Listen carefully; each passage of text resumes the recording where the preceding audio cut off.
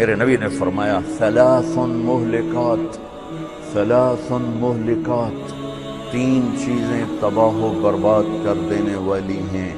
ثلاث مہلکات، تین چیزیں تباہ و برباد کر دینے والی ہیں. هوى متبع، شح مطاع، اعجاب المرء بنفسه وهي اشدهن.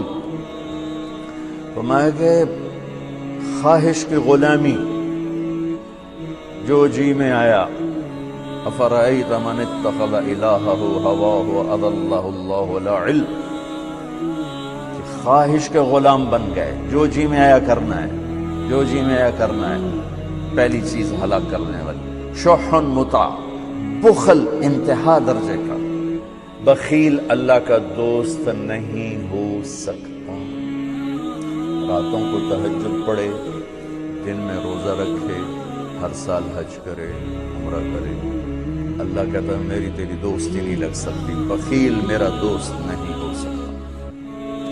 سخی سے اللہ دوستی توڑتا نہیں، چاہے وہ فاسق ہو، اور بخیل سے اللہ دوستی لگاتا نہیں، چاہے وہ مصلی پر بیٹھا اللہ اللہ کرنے والا ہو.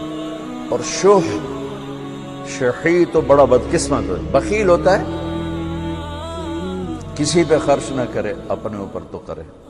اور شحی وہ بدبخت ہوتا ہے جو صرف گن گن کے مزے لوے، نہ اپنے اوپر خرچ کرے، نہ بچوں پہ خرچ کرے، نہ کسی اور پہ خرچ کرے. لاکھ ہو گیا، کروڑ ہو گیا، ہوں 100 ارب ہو گیا، ہوں 200 ارب نام اور رات قبر جا کے مٹی دی کیڑیاں دی غذا بن گیا. یہ شحی ہوتا ہے.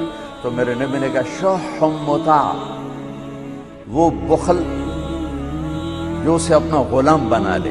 اور تیسری بات میں بتانا چاہتا تھا، آپ نے فرمایا اور آدمی کا خود پسندی کا شکار ہو جانا. خود نمائی، خود بینی، خود پسندی کا شکار ہو جانا. آگے فرمایا وَهِيَ أَشَدُّهُنَّ، یہ سب سے خطرناک ہے. بخل سے بھی خطرناک ہے، خواہش پرستی سے بھی خطرناک ہے، اور تمام ان برائیوں سے جو ہلاک کرنے والی ہیں ان میں یہ سب سے زیادہ خطرناک ہے.